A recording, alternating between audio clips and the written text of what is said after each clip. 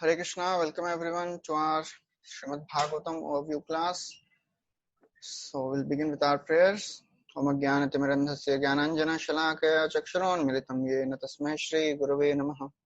Shri Chaitanya Manobhishtam Stapitam Yena Bhutale Swayam Rupa Kadamahyam Dadati Swapadantikam Vandeham Shri Guru Shri Yuta Padakamalam Shri Gurun Vaishnavamsha Shri Rupam Sagrajatam Sahagana Raghunathanvitam Tam Sajivam Sadvaitam Savadhutam Parijana Sahitam Krishna Chaitanya Devam Shri Radha Krishna Padan Sahagana Lalita Shri Vishakhan Vitamscha He Krishna Karuna Sindhu Dinabandhu Jagatpade Gopesha Gopika Kanta Radha Kanta Namostute Tapta Kanta Radhe Vrindavaneshwari Vrishabhano Te Devi Pranamami Haripriye Vancha Kalpatarubhyascha Kripa Sindhubhya Evacha Patitana Nebhyo Vaishnavebhyo Namo Namaha Namo Vishnupadaya Krishna Pristhaya Bhutale Srimate Bhaktivedanta Swami Nitinamine Namaste Saraswati Deve Gauravani Pracharine Nirvishesha Shunyavadi Paschatya Deshatarine Jai Shri Krishna Chaitanya Prabhu Nityananda Shri Advaita Gadadhara Shrivasadi Gaur Bhaktavrinda Hare Krishna Krishna Krishna Hare Hare Hare Rama Rama Rama Hare Hare Hare Krishna. So today we'll be beginning the fourth canto of Srimad Bhagavatam. So far we have discussed how the conversation going on between Maitreya Muni and Vidurji. Vidurji, after he left his family and the palace of Dhritarashtra, went to the forest and to pilgrimage places, and he met Uddhava. Uddhava told him about the destruction of family of the Yadus, and then he asked so many questions. Vidura asked so many questions from Uddhava. Uddhava explained some of them, and then as Uddhava was departing, Vidura asked, please tell me more about your conversation between Krishna when you approached him in Prabhasa. Uddhava told, I am not qualified, you just go to Maitreya Muni and ask. Because he was also present when Krishna was speaking to me. So then Vidurji, he went to Haridwar, and there he met Maitreya Muni, and he asked so many questions about Sarga, Visarga, and then in response to this, one of the things which was explained by Maitreya Muni was Brahmaji created Swayambhuva Manu and Shatrupa. And then the whole genealogical line of the descendants of Manu and Shatrupa forms the remaining third and the fourth cantos. Actually, and the fifth canto also. So then in the remaining of the third canto, we saw the whole pastime of Kardam Muni marrying to Devahuti and then begetting 9 daughters, and then further he begot Supreme Lord himself in the womb of Devahuti, and then Kardam Muni left. And then Kapila Dev, he imparted so many beautiful instructions of Sankhya philosophy, focusing on the form of the Lord and how one should practice Bhakti Yoga to be the supreme of all the practices. So, and the whole canto, third canto, ended with the description of this, how Kapila Dev, when he departed, so Devahuti, she focused her mind on the Supreme Lord, and she also perfected her life. Kapila Dev departed to Ganga Sagar, and that was the end of the third canto. And then, now the fourth canto begins with the description of, what was created by Brahmaji and the Manu by Lord's order. So that is the discussion going on. So the progeny of Swayambhuva Manu and Shatrupa, there were 3 daughters and 2 sons. These 3 daughters and 2 sons, Devahuti and Kardam Muni episode, the whole passage was described in the third canto. So in this fourth canto, 3 people and their genealogical line will be described. The sons of Akuti and Ruchi, then the sons and the daughters of Prasuti and Daksha.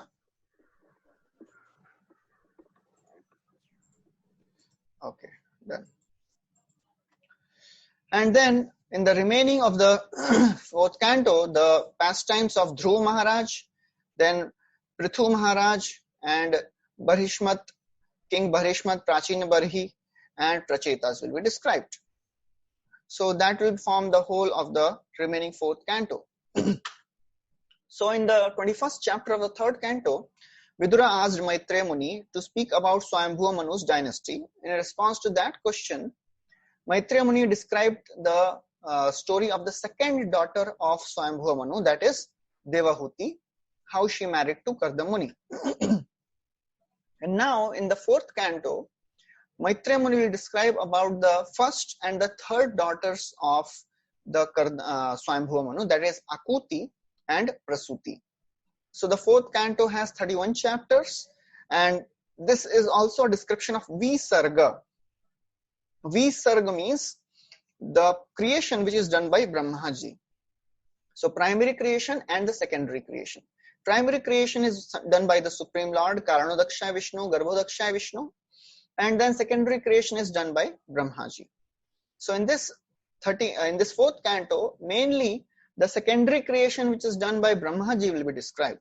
So first chapter will describe the story of the Manu and Manu's daughters, that is Akuti, and then after this the 6 chapters they describe the story of Daksha, that is another son of that is another daughter, that is Prasuti. She got married to Daksha.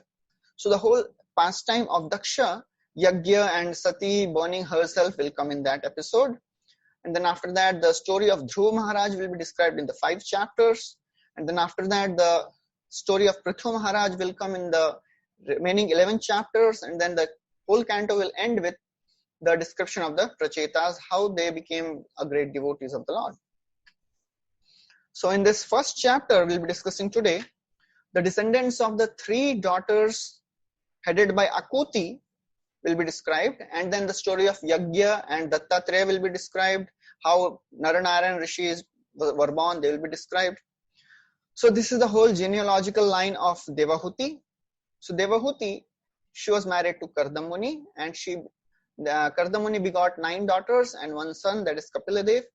And this is the whole list of the daughters and whom they were married to, and the sons who were born from their marriage. So we'll be discussing that in detail.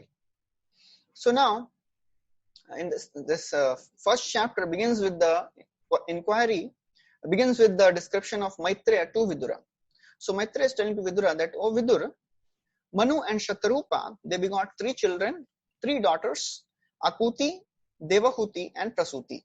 So then King Swayambhuva Manu, he handed over this his first daughter Akuti to Prajapati Ruchi on one condition, that although Swayambhuva Manu had 2 sons, Uttanpad and Priyavrat, but interestingly Swayambhuva Manu, when he married his daughter Akuti to Ruchi, he told her that I want your first son.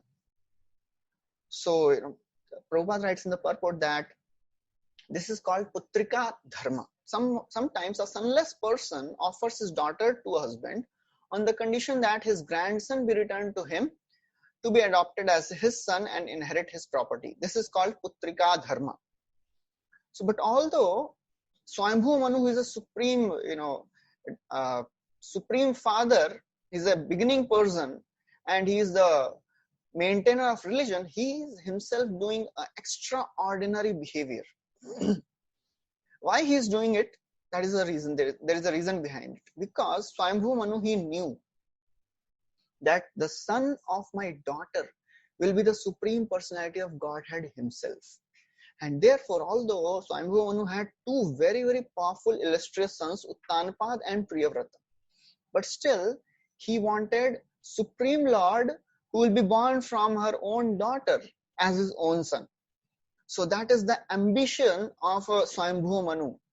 He wanted Supreme Lord as his son. So that is the description which is given by the Vishwanath Chakravarti Thakur, why Swayambhu Manu asked for that. And then Akuti and Ruchi, they got married, and their two children were born, Yagya and Dakshina. Yagya is the Supreme Personality of Godhead himself, and Dakshina, she is the portion of Lakshmi Devi herself.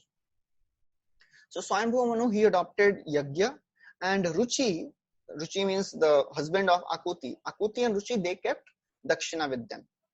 So Chakravarti Thakur says that actually Manu, he was afraid that my son-in-law Ruchi will become angry and he'll become sorry that he had to give this son. But when a daughter was also born, so Swayambhu Manu was glad. Okay, at least my daughter will have one child with her.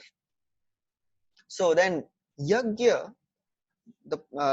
Yagya who was handed over to Swayambhu Manu, he married Dakshina. Although Dakshina and Yagya, they were like brothers and sisters, but still, how is it that Yagya married Dakshina?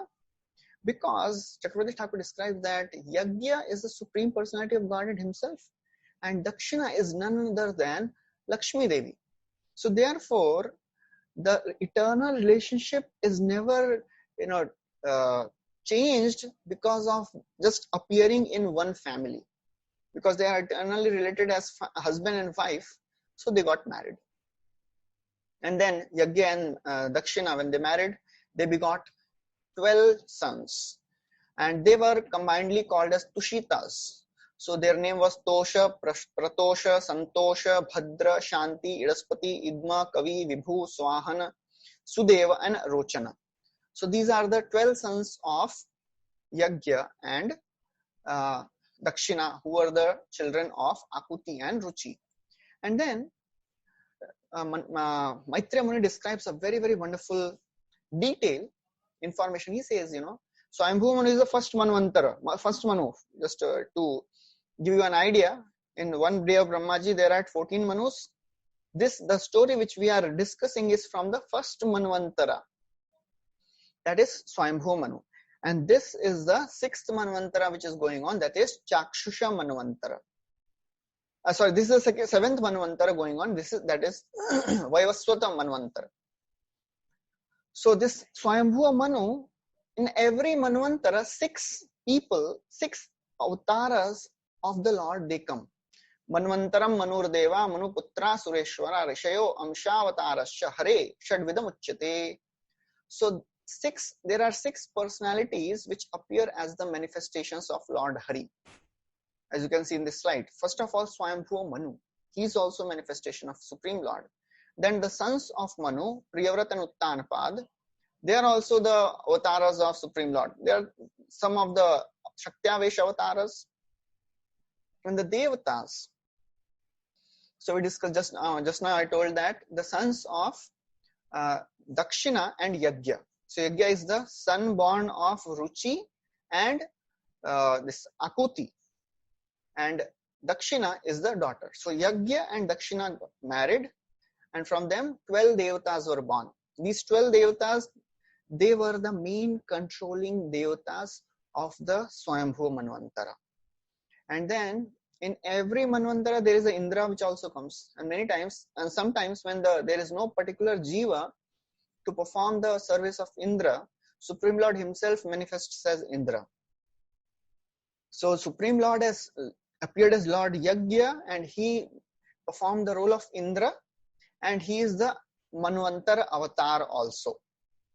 So these are the 6 things which are described: Manvantara, Manu, Deva, Manuputra, Shureshwara, Rishaya, and Amsha-avatar. And there are great sages, Marichi and others. So now after that, the whole genealogical line of Devahuti is described. So then Maitreya Muni says that Manu handed over Devahuti to Kardam Muni, which we have already discussed in the 3rd canto. And then Manu handed over Prasuti to Daksha. And the descendants of Prasuti and Daksha, they spread throughout the 3 worlds. So now Maitreya Muni will describe the descendants of the 9 daughters of Devahuti and Kardam. So as you can see in this slide. First daughter was Kala. So Kala, she was married to Marichi, and of the marriage between Marichi and Kala, 2 sons were born, Kashyapa and Purnima. So in this chapter and this canto, the description of the sons of Purnima, they are described, Viraja, Vishwag, and a daughter was also born, Devakulya. And the story of Kashyapa, the sons of Kashyapa, will come in the 6th canto. So it is described that Devakulya, she is the deity, personal deity of the mother Ganga. So Ganga, which is washing the lotus feet of Lord Vishnu, so Devakulya was the presiding deity of mother Ganga. And then it is described about Anusuya, the famous lady. She got married to Atri Muni, and Atri Muni, he begot 3 very, very famous powerful sons, Dattatreya, Durvasa, and Soma. So Dattatreya was the incarnation, the Amshavatar of Lord Vishnu. Lord Shiva was the Durvasa was the Amshavatar of Lord Shiva, and Soma was the Amshavatar of Brahmaji. Then after that,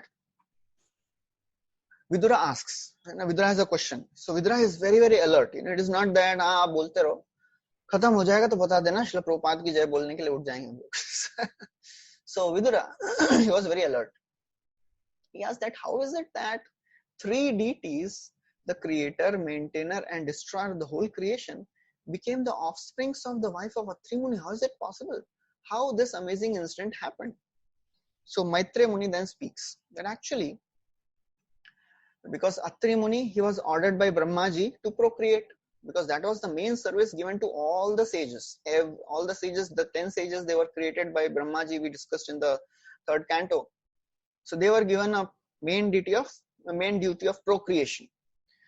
So then Brahmaji, when he ordered this Atri Muni, he went to do lots of severe tapasya on Riksha mountain, and he performed very severe austerities, and there the river Nirvindya flows.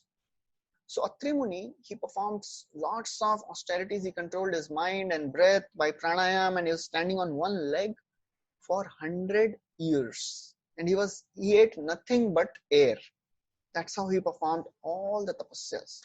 Atri Muni, then he thought, may the Lord of the universe, that is Jagadishwara, of whom I have taken shelter, please offer me a son exactly like him.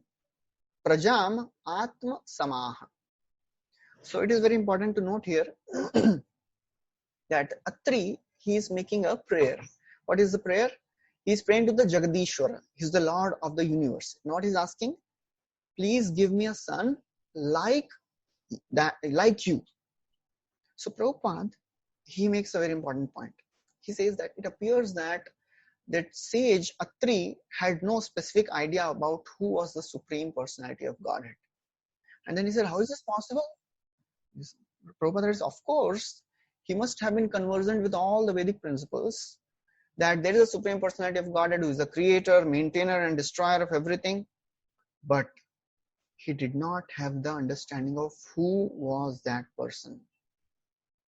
So therefore, it is a rare opportunity. The knowledge which was not even available for Atri Muni, who was the son of Brahma, direct son of Brahma, he, after doing lots of tapasya for 100 years, he did not have the knowledge of who is the Supreme Lord.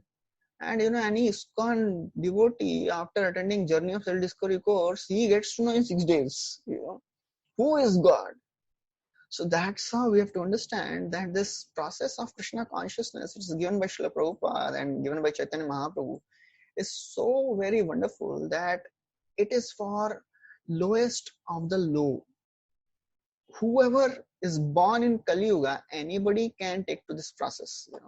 That's why Mahaprabhu is called Data Shiromani. Ei Gupta Bhava Sindhu Brahma Napa Eka Bindu Hena Dhana Vilaila Samsare Aiche Dayalu Avatar Aiche Data Nahiyar Guna Keha Nare Varnivare. Ei Gupta Bhava Sindhu. This ocean of, this is a very secret thing. Nobody can understand. Even Brahma Napa Eka Bindu. Even Brahmaji is hankering to get this love of God. Hena Dhana Vilaila Samsare. But Mahaprabhu is so very merciful. He is distributing this love of God everywhere. Nahi jane sthana sthan yare tare koiladan Mahaprabhu data shiromani. And he's not thinking whoever is qualified and who is not qualified, he is giving everyone. Chaitanya avatare vahe premamrita vanya sabajiva preme bhase prithvi hoila dhanya jeevanyay jena bhase se jiva char koti janme kabhutar nahi kanistar. So even after getting such a wonderful opportunity, if somebody is not taking the advantage,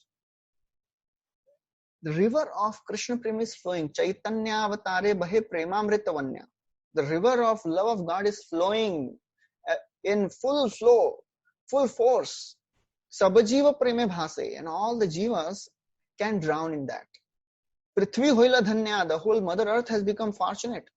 But if somebody is unfortunate, foolish person, he does not take the advantage of this, then he is condemned. So therefore, this knowledge which we have got is a very, very rare opportunity. I was discussing a few days back also that how this knowledge which we have got is very, very rare. First of all, getting a human form is itself a rare opportunity. It is so very rare out of 84 lakh species of life. Brahmanda Brahmite. After traveling through all the species of life, somehow one gets the human form of life. In that, it is a very rare opportunity to come to spiritual life. Even after coming to spiritual life, many people get distracted by so many bogus sadhus and gurus. Coming to genuine spirituality is still more rare. Even after coming to genuine spiritual process, the chance to know that who is God is still more rare. And then even if somebody gets to know who is God, getting connected to a bona fide parampara, who is taking us actually to the process by which we can cross this ocean of material existence, it is still more rare.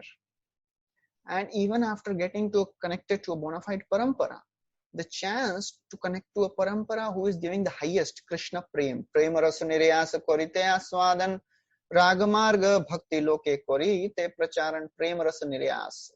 That is the purpose of appearance of Mahaprabhu. And that's how we have become so much fortunate. And then, the most rare thing is the time which we have taken birth in. Chaitanya Mahaprabhu has come just 500 years back. Krishna has come just 5,000 years back. So therefore, we have to understand this knowledge which we are getting is the rarest of the rare opportunity. And if somebody wants to know how this knowledge is bona fide, we have to ask 5 questions, And if somebody gives a satisfactory answer to 5 questions, you can follow that society, that organization, that philosophy. First of all, where am I? Where I have to go? How I have to reach to that destination? What will be the experience in the path? And after I reach to that destination, what will be my experience? These are the 5 questions. Where am I now? This is answered by many people, We are in this bhautik jagat, material world. Where do we have to go? Full confusion. Yanti deva vrata devan, pitrini yanti pitrivrata, bhutani yanti bhutejya, yanti matayajinopi mam. Krishna is saying, whatever you worship, you attain that form. But people say, Ares, kuch bhi karo, sab ek hai. All paths lead to same goal. That is full confusion. Where do we have to go? How to go? That is another confusion. There are so many paths. Which path to practice? Full confusion. Therefore, Prabhupada did not take any risk. In every chapter of Bhagavad Gita, you will find the essence. Kya karna hai? Chanting hi karna hai. Bhakti yoga is the best.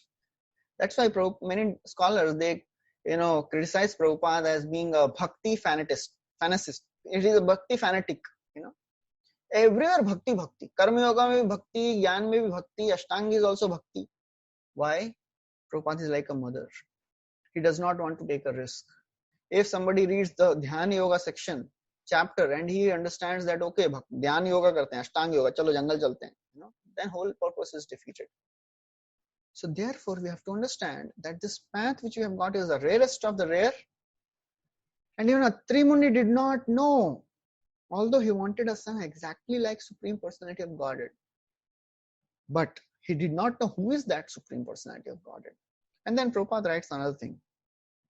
Although he wanted a son exactly like Supreme Lord, Still the desire was material because he did not want the Supreme Lord himself. He wanted a child only, exactly like him. Because if he had desired the Supreme Lord, then he would have become free from all the material desires.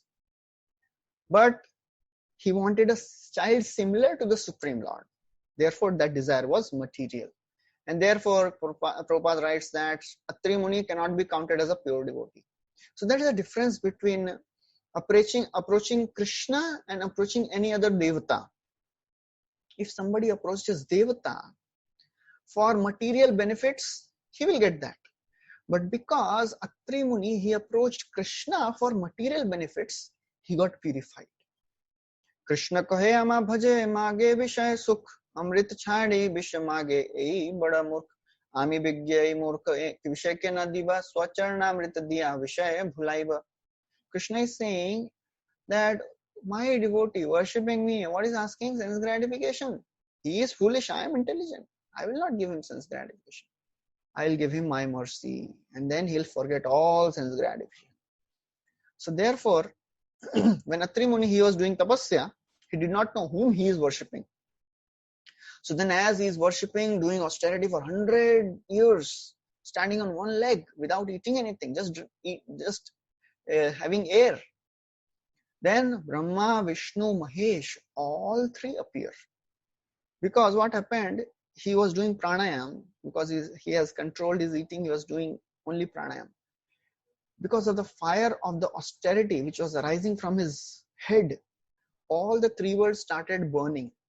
All the devatas, they went to Lord Vishnu. And then actually Vishnu could understand, oh, this person is praying for me. So Lord Vishnu took Brahma and Shiva also, and all three of them, they came to Atri Muni. And as Atri Muni, he sees, as you can see in the slide, when he saw the first darshan of all the three predominating deities, Brahma, Vishnu, Mahesh, all three are appearing at the same time. So now another important thing is described, that Atri Muni did not first of all understand who are these personalities. Then he had heard about all these personalities, he had never seen. So that shows when we hear about Krishna, then we will actually understand who is Krishna. So Atri Muni, he had heard that Brahmaji is carried by a swan and he has a water pot in his hand. Lord Shiva is carried on a bull and he has a damru in his hand. Lord Vishnu is carried on a Garuda and he has chakra in his hand. So Chakravarti Thakur writes that seeing these symbols, he did not just see and understand. He saw these symbols. Okay, Garuda pe hai and he has chakra. He is Lord Vishnu. He is on the bull and he has damru in his hand. He is Shiva. And he is on the swan and he has water pot. He is Brahma. So he offered his obeisances. He fell down on his feet, offered full prostrated obeisances and offered very, very beautiful prayers. And then first of all, another thing, Atri Muni now he says, whom did I call? तीन लोग आ गए. मैंने तो एक को बुलाया था. किसको बुलाया पहले ये बताइए. So he's asking Brahma, Vishnu, Mahesh. That I called for the Supreme Personality, but all three of you appeared. So please tell me whom I have called by my prayer. So this is very, very important to understand that Atri Muni, although he was such a powerful sage born from Brahma, he had still not the clear understanding. So he's saying that all of you are the predominating deities of the gunas. Lord Vishnu is the deity of Sattva Guna. Lord Brahmaji is the deity of Rajoguna. Lord Shiva is the deity of Tamo Guna. So you have accepted bodies by material gunas. So Chakravarti Thakur writes that this is not a correct statement. Because Lord Shiva, Lord Vishnu, he does not have a material body. So this Atri Muni, he did not have the conception. He did not know the actual position of the Supreme Lord. So as he's asking, the three lords are silent. Nobody is speaking anything. He's asking, Kisko bulaya bataiye, all of you have appeared. And then Atri, he saw that nobody is responding. So he gave another explanation. When somebody is not responding, Atri Muni thought that, samajh nahi aaya, mera question samajh nahi aaya. Again he says, I called for one Lord. desiring a son like him, but 3 of you have come. Please tell me whom I have called.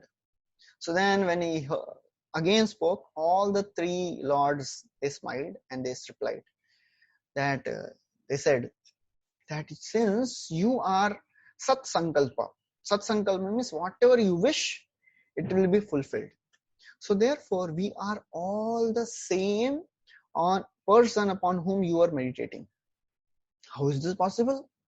How can all the 3 be same? I was meditating on the Supreme Lord. You 3 have appeared. So Chakravarti Thakur writes, actually, Brahma, Vishnu and Mahesh, they are the predominating deities of this universe, Jagadishwara. So he was calling for Jagadishwara. So Lord Vishnu is a Jagadishwar for Sattva Guna, for maintaining. Brahma is a Jagadishwar for creating. Lord Shiva is a Jagadishwar for annihilation. So in that sense, Atri Muni called for all the 3 because he was calling for Jagadishwara.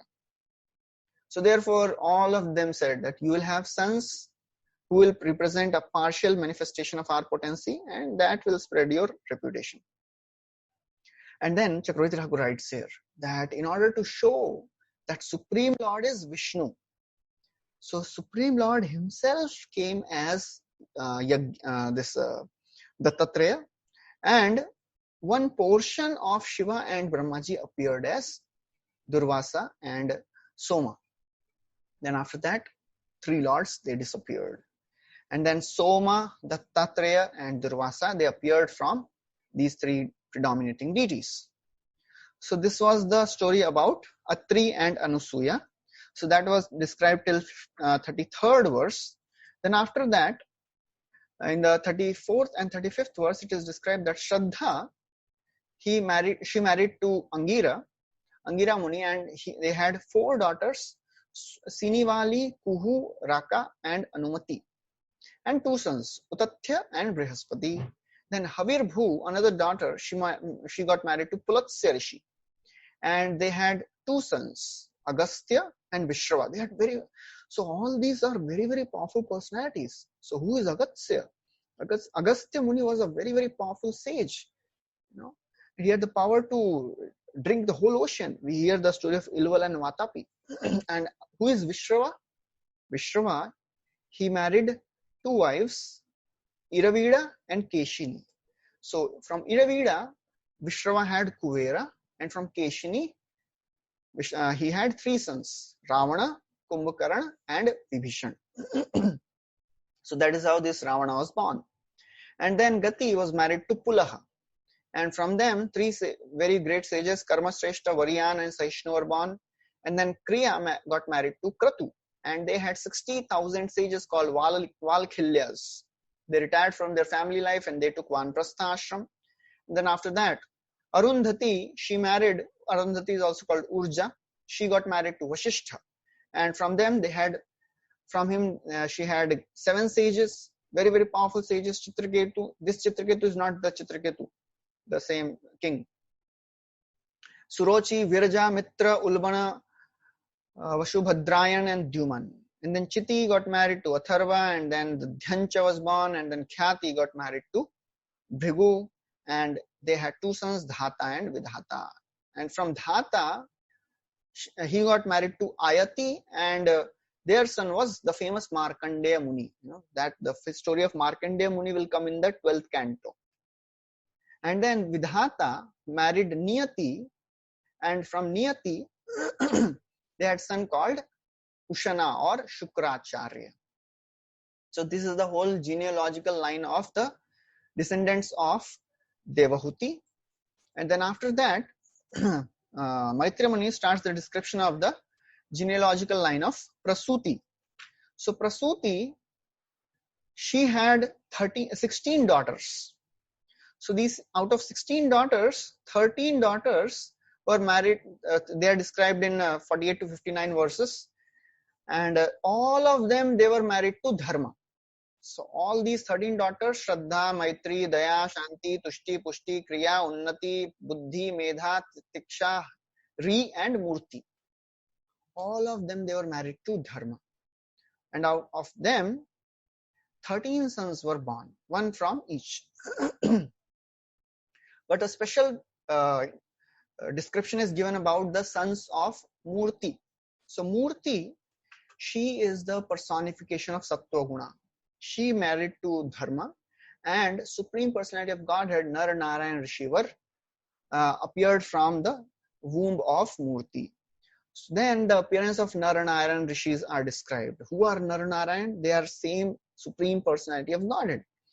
And when Nar Narayan they appeared, all the atmosphere became very, very pleasing, and everybody became joyful and happy. There were celestial celebrations. All the Gandharvas and the Devatas, they were dancing and they were singing, and the Apsaras were dancing. Flowers were falling from the sky, and everything is all auspicious and very, very jubilant atmosphere. All the Devatas, they came. They offered their beautiful prayers because they understood that he is the Supreme Personality of Godhead. So all the Devatas, they say, you are the Supreme Lord. You are the creator of this entire cosmic manifestation. From you, this whole cosmic manifestation has appeared. And now you yourself have appeared in the home of Dharma and Ruchi. By your merciful glance, you are maintaining this whole universe. And then, being just thus worshipped in this way by all the Devatas, Nar Narayan Rishi, they glanced upon all the Devatas, they smiled. That is a beautiful feature of the Supreme Lord. We are discussing the same, this theme has come many times in Bhagavatam. Whenever the devotees, they offer their beautiful prayers to the Lord. We heard in the first canto also, Kunti Maharani, when she offered beautiful prayers, after hearing a whole series of verses, what was the response of Krishna? He just smiled. He glanced on Kunti and he smiled. Again, when Krishna then departed from Hastinapur, entered Dwarka, all the residents of Dwarka, they offered beautiful prayers in the glorification of Krishna. And again, Krishna just glanced at them and smiled. The glance of the Lord and the smile of the Lord, they are the two greatest treasures in the life of a devotee. Chandrika Vishadasmirai Sarunapanga Vikshitaihi Swakarthanam Ivarajaha Sattvabhyam Srishtipalakaihi. Chandrika Vishadasmirai, the glance of the Lord, when falls on the devotee, then it creates the desire of service. That's why when we go to the Lord for darshan, we should behold the beautiful form of the Lord and let the glance of the Lord fall on us. That is how the desire for service will generate. And then when Lord smiles, the beautiful smile of the Lord destroys all the fear and lamentation which is there in the heart of a devotee. Ocean of tears, ocean of lamentation is there in the heart of every one of us. So many millions of lifetimes we have tried to enjoy, but we have failed miserably. And that's why every living entity is crying because he wants to enjoy. But the failure to enjoy gives so much of lamentation that tears, they have created an ocean. So when we focus on the beautiful smile of the Lord, that smile of the Lord is sufficient to dry up this ocean of tears. Tarunyamrita paramar taranga lavanyasar tate seva varta bhavodgam Pamshi dhvani chakravat nari raman trinapat taha dubai nahoy udgam. So the beauty of the Lord is described that it is so very great, so very bewitching, so very attractive that gopis, it is like the beauty of the Lord is like a tarunyamrit paravar. Tarang, it is like the waves. Taranga lavanyasar, the beauty of the Lord is like the waves in the ocean of his bodily beauty. Tate se avarta bhavodgam. And then when gopis, they see the beautiful form of the Lord, the bhavas, the emotions which arise in the heart of the gopis, they are like the whirlpool. Bamshi dhvani chakravat. And on top of that, when Lord plays flute, what happens? It creates a whole chakravat. Tsunami comes. Nari raman trinapat. And all the gopis, they are like the straws. They get sucked in this whole whirlpool. So that is how when the Lord smiles, it destroys the beauty, it destroys all the lamentation which is there in the heart of a devotee. So therefore, when all the devatas, they prayed to Narnarayan Rishi. Narnarayan Rishi glanced at them, and then they went to Gandhamadana to do tapasya. And then Maitreya Muni says that from these Narnarayan Rishi, Arjuna and Krishna, they are the same avatars of Narayan Rishi. So these are the two portions who have entered actually Krishna and Arjuna. That is what Maitreya Muni says. They have entered this Krishna and Arjuna and who appeared in the dynasty of Yadus and Kurus. Then after that, he says that Swaha, she married Agni and they had 3 sons, Pavaka, Pavaman and Shuchi. So these forms total, and then they gave birth to 45 fire gods. So total there are 49, because 45 plus 3 fathers and 1 grandfather, Agni.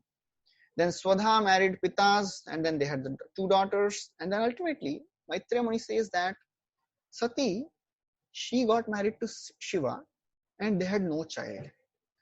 Why they had no child? So Maitreya Muni says that actually the 16th daughter of Prasuti and Daksha, Sati, she was the wife of Lord Shiva. She could not produce a child because although she was very, very faithfully engaged in service of the Lord, of the husband, because Daksha, the father of Sati, Daksha, he used to rebuke Lord Shiva. In spite of Shiva's faultlessness, Lord Shiva is supremely pure without any fault, but Daksha would criticize Lord Shiva. So therefore, Sati, she gave up her body by dint of the yogic mystic power. So then, here the second chapter starts. So hearing this, that Sati gave her life because Daksha used to criticize Lord Shiva. So Vidura, he asks, how could Daksha neglect Sati and hate Lord Shiva?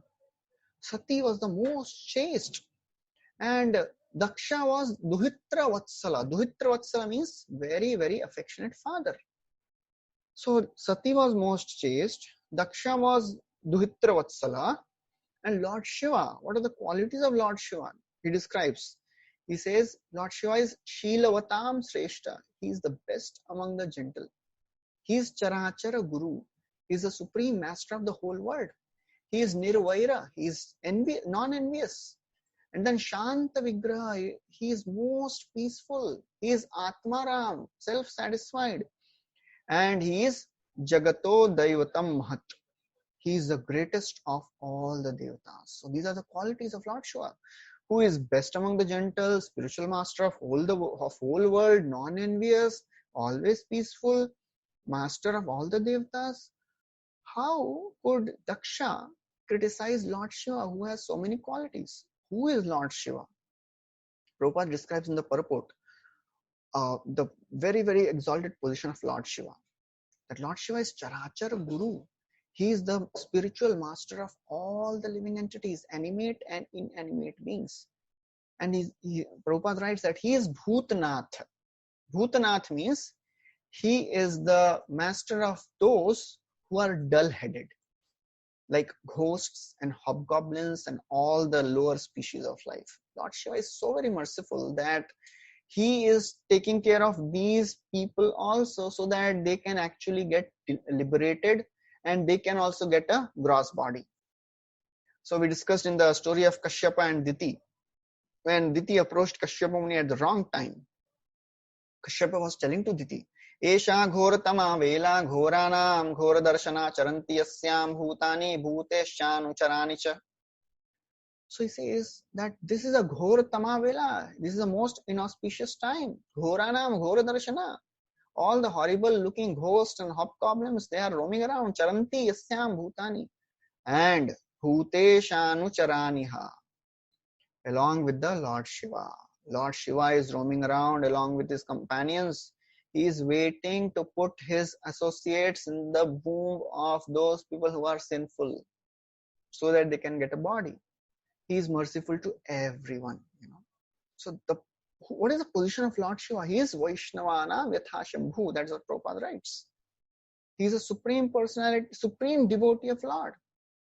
And it is described that Lord Shiva and Lord Vishnu, they are almost same. Kshiram yatha adivikara vishesha yoga sanjayate nahi tatha pratagasti hoto. Lord Shiva,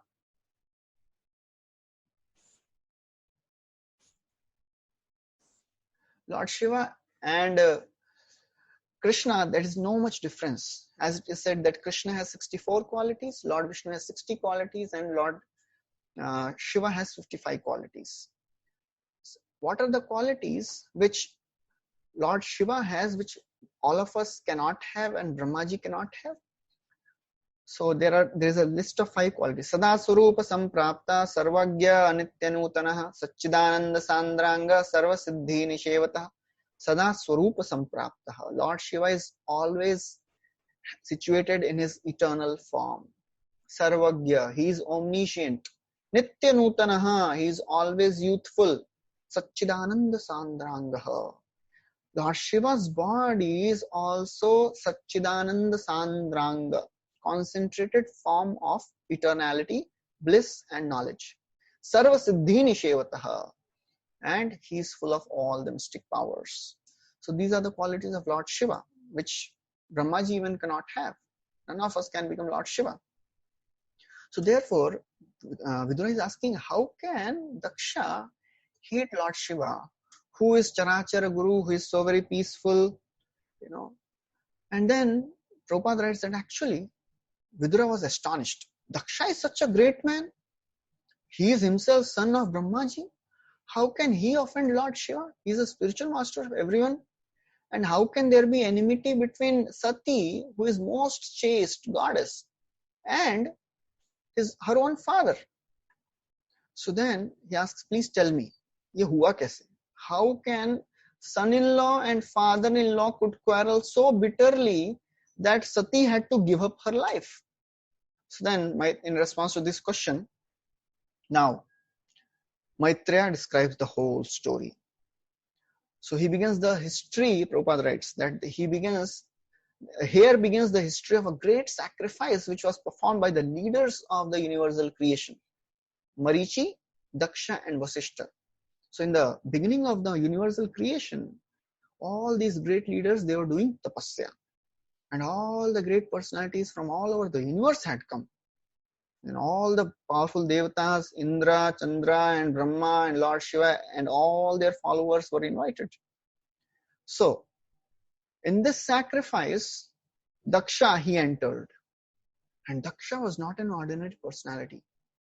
He was a very, very powerful, effulgent personality.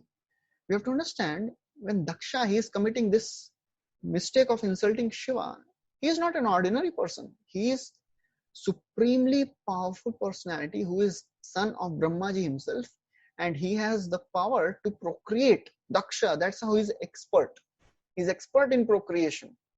So when Daksha entered, he was effulgent like sun. He was looking brilliant, and entire assembly got illuminated just by the effulgence of Daksha. So that was the personality of Daksha. He was a very, very powerful and charismatic and brilliant, effulgent personality. So when Daksha entered, all the people in the assembly, they got up. All the great, great devatas, they got up. Except Brahma and Shiva. Only Brahma and Shiva didn't get up. Apart from that, everybody get up. So Daksha, he was observing everything. So after he was welcomed by all the leaders. Now, Daksha, he offered respects to Brahmaji, of course, because Brahmaji is his father. And then Daksha became very angry on Shiva, because Lord Shiva did not get up and welcome Daksha. So he was looking at Shiva as if he would burn Shiva, Lord Shiva.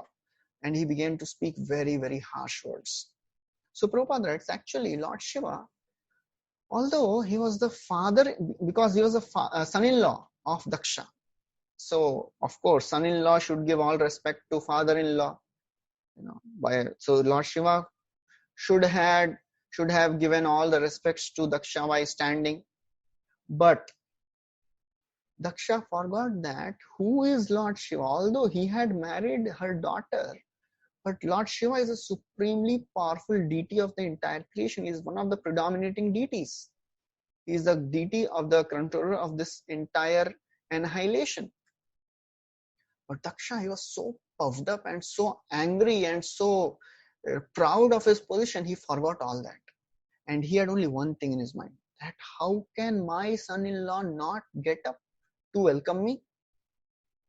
So, and Prabhupada writes one more thing, that, why Daksha became angry? Because actually, when Brahmaji, he told Daksha to marry his daughter Sati to Shiva, that time also, Daksha did not want to marry his daughter.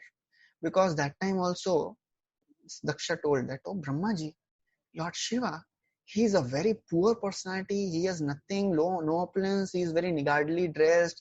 He is surrounded by all these people, hobgoblins, ghosts. But somehow, because Brahmaji, he proposed that, so he could not refuse.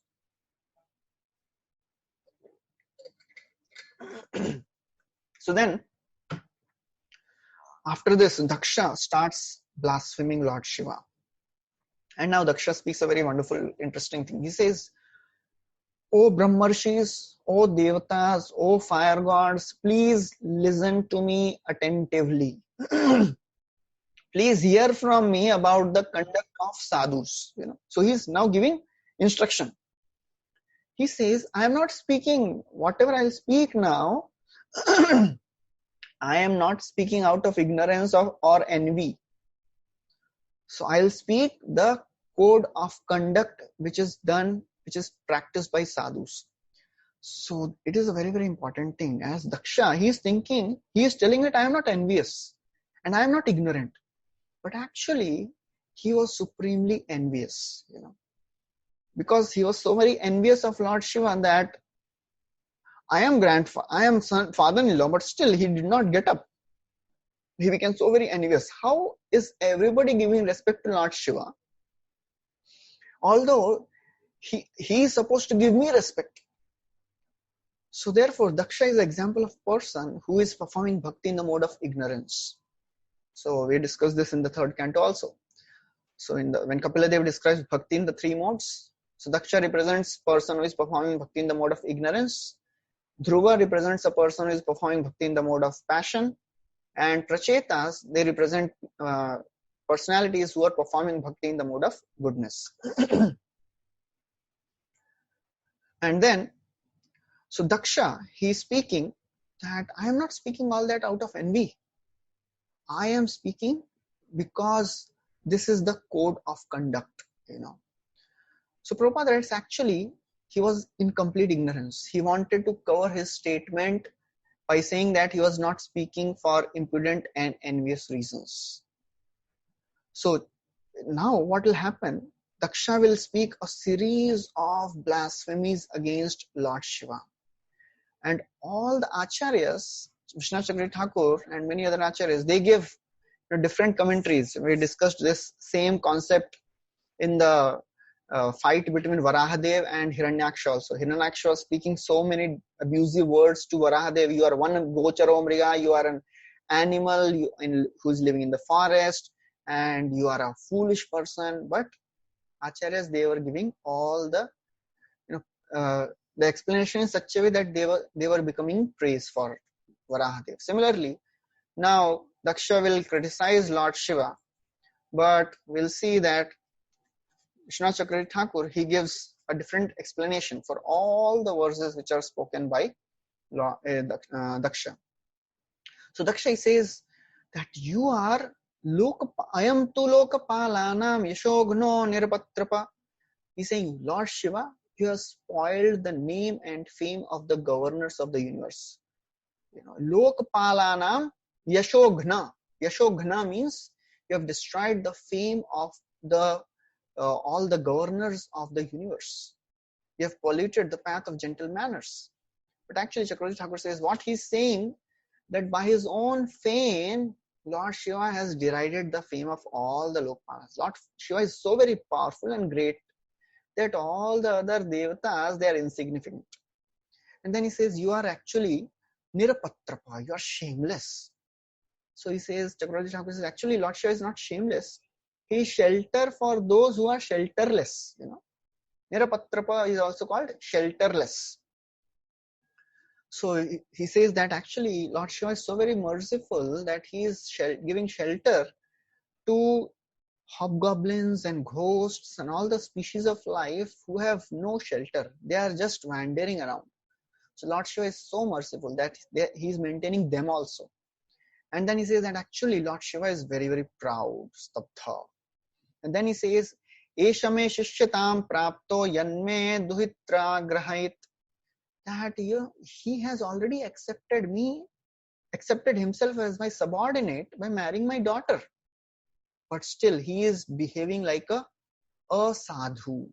He is behaving like a dishonest person. He is pretending to be an honest person, but actually he is a dishonest person. He has accepted a subordinate position, but he is not behaving like that.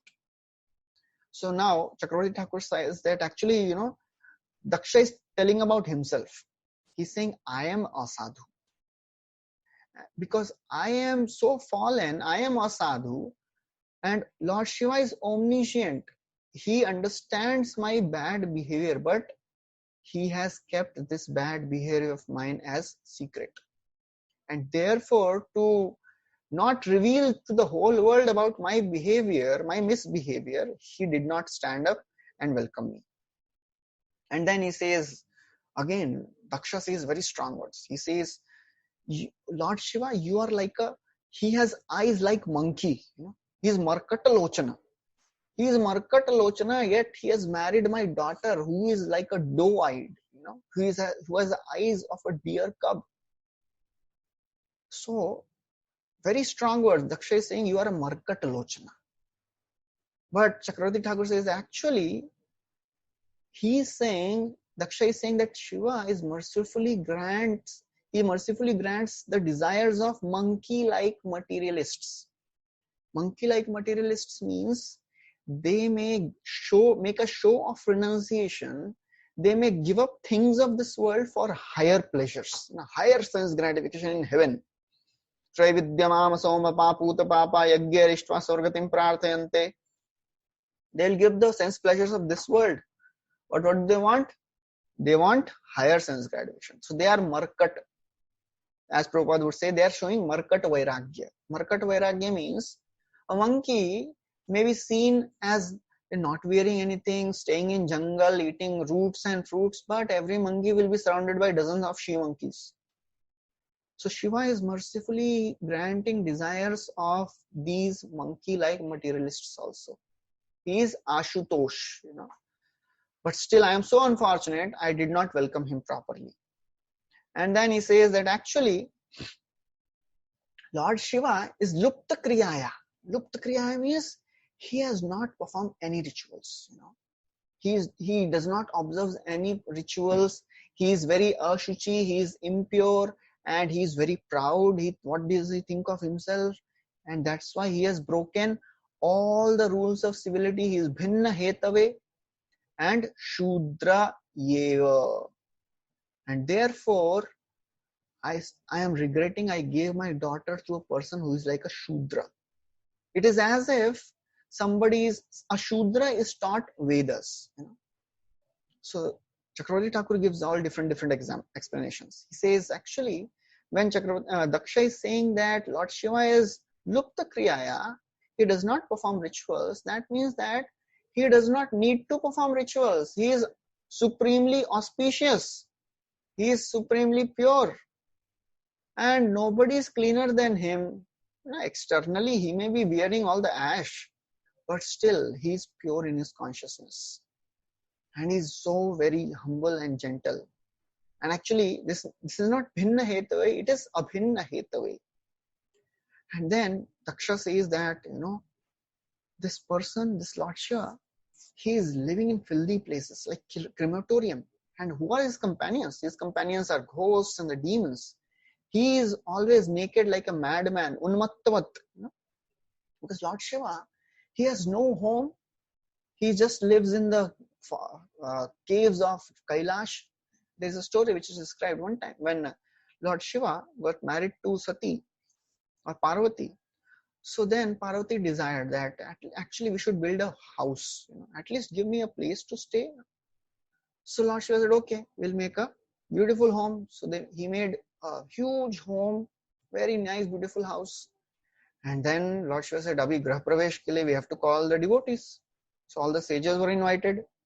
So the sages, they were fed very nicely. And as they were going away, so Lord Shiva and Parvati, they were standing at the door to give all the donations and dakshina and everything. As the sages, they were going, one by one, everything was being given. Nothing was left. One sage was remaining. Then Lord Shiva said, what to do? What to give him? He gave his whole house in donation. And then again, Lord Shiva and Parvati were under trees. So that's how Lord is. Lord Shiva is completely detached. So therefore, he's saying that he's like a madman. Chakravarti Thakur says, no, he's not like, he's mad with prema. He's in love of Krishna. So that's why he's mad. Unmadvan nityati lok bahya. So that's why when devotees, they go in ecstasy, they dance like a madman. So therefore he's saying he is chitta bhasma krita snanaha.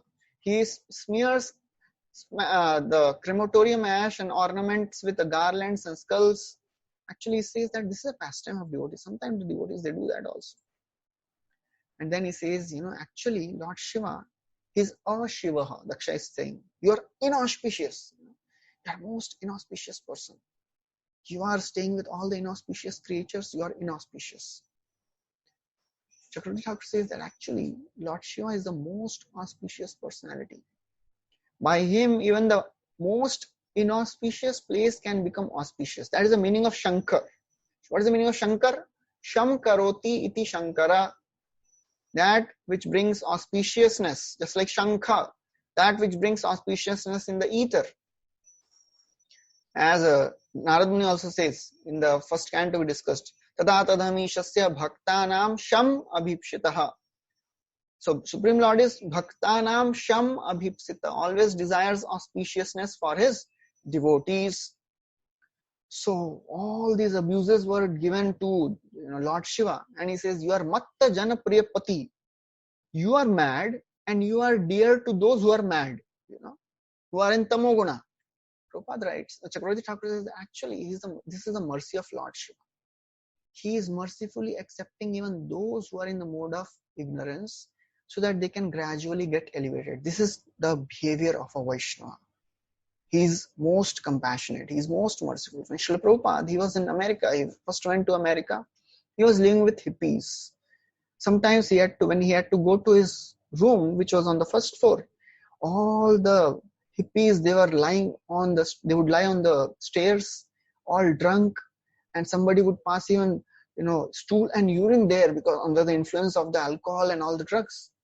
Prabhupada, he would just silently cross all that and he would go to his home. Just by being in touch with Prabhupada, many of them got transformed and they became pure Vaishnavas. That is the power of a devotee. He is a supremely pure. That's why one of the Ramayana, very famous Ramayana speaker, he was telling that, when I go to some outside country, I am very, very careful not to get contaminated. So that's why I carry a full can of Ganga Jal with me. So even if I have to take bath there, first I add Ganga Jal and then I take bath. So that's how I'm maintaining my purity over last 30 years. But then he said, Yo Srila Prabhupada, he went alone with nothing. He had just few books with him. And he transformed, he brought Vrindavan to the West. That is the power of Srila Prabhupada.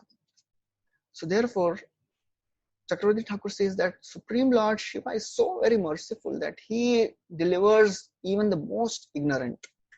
And then he says, you are Nashta Shucha, you are Unmadanath, and then Duhride, you are the Lord of Ghosts, and you are unclean. Chakravarti Thakur says actually he is the most merciful. So then, after Daksha spoke all these abusive words to Lord Shiva, actually in the last verse, in the 16th verse, Daksha is saying, on the request of Parameshthi, on the request of Lord Brahmaji, I handed over my chaste daughter to you. Although you are devoid of all cleanliness, your heart is filled with nasty things. You have an impure heart, but still, Parameshthi told me, Lord Brahma told me, that's why I gave you. So in anger, Daksha even forgot that Brahmaji is his father.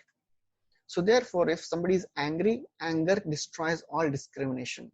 People can say anything in the, when they are overpowered by anger. So then, angrily, Daksha cursed Lord Shiva. He said that, "Oh Shiva, you are the lowest of all the demigods. You should not have any share in the sacrificial oblations." Chakravarti Thakur says that actually this was a blessing for Lord Shiva. Because Lord Shiva, he was a pure devotee. And all the devatas, they were mixed devotees. So Lord Shiva, it was an uncomfortable situation for him to be with all these devatas and accept. So, by the curse of Daksha, he became free from all that obligation so that he could perfectly be situated in the remembrance of the Supreme Lord. So that is how, and Prabhupada, he writes the example in the purport, very nice thing. He says that, the devotees, they never like to mix with non-devotees. They try their best not to stay with non-devotees. And he gives the example of, Prabhupada gives the example of Gaur Kishordas Babaji Maharaj. That Gaur Kishordas Babaji Maharaj although he was illiterate, but everybody knew he was a very, very great saint, great devotee of the Lord. So every day people would come for all their material benedictions and blessings. So Gaur Kishordas Babaji, he became so irritated with all that. He would go and sit beside the toilet and he would chant his japa there. Because he was thinking, he knew that nobody would come here because of the filth and the obnoxious smell.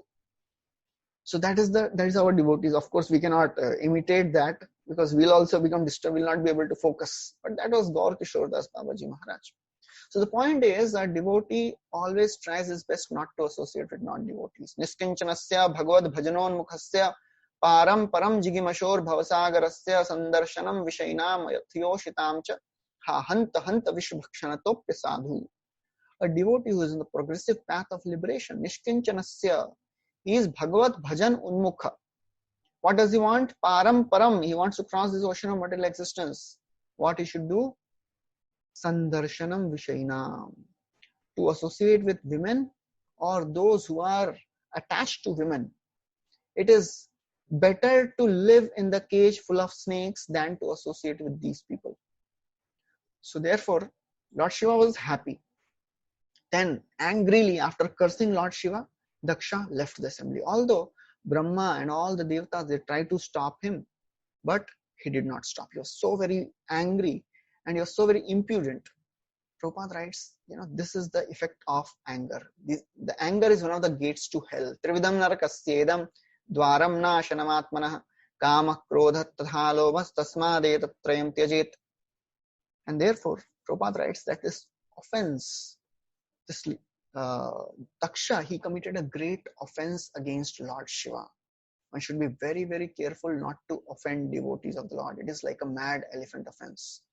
So Daksha, because he offended a great devotee of the Lord, he will have to suffer a lot in the future. And we discussed in the story of Jaya and Vijay also. So 4 Kumaras, because they offended Jaya and Vijay by cursing them, Jaya, and although they got mercy of the Lord, 4 Kumaras, they got mercy of the Lord, they became devotees from impersonalists. Brahmavadis, they became devotees, but still, they could not get Dasyarati. They got only Shantrati. And Chakravarti Thakur writes, why they got Shantrati? Because they had offended a great devotee of the Lord. They had offended Jai and Vijay. So therefore, this Vaishnava Aparad is a very, very dangerous thing. It is like a Vajra Lepa. Vajra Lepa means the lines on the stone. You cannot erase it. It will permanently have a scar. So therefore, we have to try our best. Ayu shriyo yasho dharmam lokanashi shayevacha hanti shreyamsi sarvani pumso mahad atikramaha. When a great person is offended, 5 things are lost. Ayu, shriya, yasha, dharma and lokan ashish. Our age gets reduced. Shriya, the opulence is reduced. Yasha, fame goes down. Dharma, religious practices goes down. And all the benedictions are destroyed.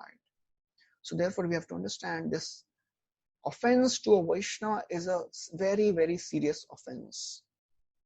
So therefore, Daksha, as he left, so now Nandishwara, Nandi is a great devotee of Lord Shiva. He became very angry. He started counteracting. And he said that because he was also very angry, so he counteracted Daksha by cursing Daksha and all the Brahmanas who were assisting Daksha in the yajna. So therefore, Nandishwara, he says that you will be bereft of all the knowledge. So it is important point to understand here that Nandi is a great devotee of the Lord. When he saw that my master is getting criticized, so he immediately counteracted. So that is a duty of every Vaishnava. If somebody criticizes another Vaishnava in front of us, there are three things we can do. First, counter argument and defeat that person. Second, very strong things are told by scriptures. Cut his tongue, or kill yourself, commit suicide because you have heard the blasphemy. Third thing which we can do is leave that place immediately. Don't stay. So therefore, we should never be tolerant when we hear the offense of devotees. One time, one devotee, he went to Prabhupada and said, he was complaining about Shyam Sundar Prabhu. Shyam Sundar Prabhu was very senior devotee. But this devotee, he somehow found that Shyam Sundar Prabhu was not completing his rounds, chanting. And he was complaining that Prabhupada, Shyam Sundar Prabhu is not chanting his rounds. And he came with another devotee. Prabhupada, he became so angry. He said he didn't even look at that person who was complaining. He started talking to another devotee. He said, just tell him to go out of my room. I don't want to see his face. He is offending a very advanced devotee. So that is how Prabhupada was very, very intolerant. Even if the devotees, they are found doing wrong, we should check our patrata. Am I qualified to correct him? So many times when we see somebody committing some fault or some mistake, we think we have the authority to correct that person. No, actually we have to be really careful. Am I qualified? Or just, approach somebody who can help that person. And we should never ever judge anyone. We should always be correcting in a mood of very, very genuine repentance. And we should be hopeful that whatever I am saying should be wrong. But still, if that is the case, please, I want to help him. So then this Nandishwar, he curses. He says, Daksha, anybody who will support Daksha, he'll become bereft of all the knowledge. Daksha will become bereft. And anybody who will support him, he will become bereft of all the knowledge. Because Lord Shiva is seeing based on the bodily identification. Externally, he is seeing Lord Shiva. So therefore, this knowledge of bodily identification will become very, very prominent in their minds. So this is the first curse by Nandishwara. Anyone supporting Daksha will be bereft of all the knowledge. So therefore, because Daksha had no transcendental knowledge, anybody supporting him would also be deprived of transcendental knowledge. So therefore, it is said that, when two Vaishnavas are having an argument, don't take sides of anyone. So of course, this is not a same case, but still, when we see some two Vaishnavas are fighting. So, and if you take a side of somebody, then what will happen? After some time, we'll see that two Vaishnavas, they have good time, they have patched up and they are smiling, laughing, friend together. And because we took sides of somebody, we'll develop an offensive mentality. So therefore, never ever offend a Vaishnava. Never ever try to take sides when, this person is right or this is right. Vaishnavism goes beyond right and wrong. So therefore, if somebody takes side of offender of a Vaishnava, that is a serious thing. So then he says, that very wonderful verse he says, Griheshu kuta dharmeshu sakto gramya sukhechaya karma tantram vitanute vedavada vipannati. He says, those who are pretentiously religious householders, they're attracted by material happiness. And because they're attracted by material happiness, their mind and intelligence is bereft of all the conclusions of the Vedas. So therefore, if somebody is a materialistic person, he'll be attached to just the Vedic rituals to enjoy. And as a result, he will go to the heavenly planets, but he will come down again. Bhagavatam describes Tavad ragadayastena tavat karagriham griham davan mohongre nigro yavan krishnana tejana. In this world, the attachments which a person have, they are like shackles. They are like the home, they are like the prison. The home for a materialist is a prison. The attachments which a person have for the family and children, they are like the shackles. If somebody is not Krishna conscious, all the attachments a person has, they will bring him more and more down in this materialistic life. Secondly, Nandishwar curses Daksha. Daksha, you'll have a goat head. You are speaking like a dull materialistic person. Your mind is attracted by the flowery language of the Vedas. You have insulted Lord Shiva. You will get a head of a goat. And then he said, because people who are having this mentality, they will continue in this samsara. And then after that, he curses the Brahmanas. He says, you Brahmanas, you are supporting Daksha. You will also remain attached to fruitive activities. You will be devoid of discrimination in eating. Kya khana hai, nahi khana hai, bhul jaoge, And then you will become beggars just for the satisfaction of the body. After Nandishwara cursed, all the sages, they became angry. Bhrigu started counter cursing. He said, Bhrigu now described, cursed, hurled a series of curses. He says, you followers of Lord Shiva, you will become atheists. Very strong. You will become atheists, pashandis. You will be deprived of all the transcendental scriptural injunctions. You will become a Mayavadi. And you will be addicted to wine and flesh and all the obnoxious things. You will be imitating Lord Shiva with long hair. And therefore, you will take shelter of all the atheistic views. As this counter cursing and cursing was going on, Lord Shiva became very disgusted. He got up and he left that place. And then Chakravarti Thakur writes that Lord Shiva feared that Nandishwar might speak badly even about Janardana and his devotees, because he was speaking about Brahmanas. So therefore, to stop Nandishwara and Bhrigu from further cursing, Lord Shiva left. And then another amazing thing happens. In spite of all these things happened, Lord Shiva left and Daksha left. But the sages, they did not leave their service. They continued the service, they completed the yajna. This is a very, very important thing. Even though, and they performed a 1,000-year sacrifice. It is very, very important. In the midst of chaos in our lives, when things are not properly coming in their way, in our way, when devotees are not cooperating, we should not leave our service. So all the sages, they continued their service of this yajna and they completed the yajna.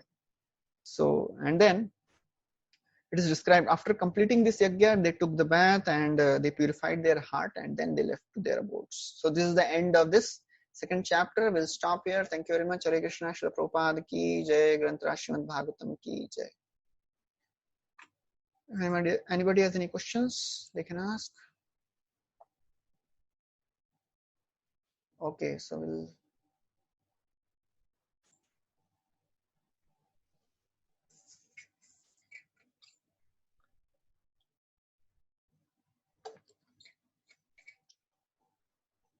Okay, so we'll stop here. Thank you very much. Hare Krishna, Srila Prabhupada ki jai.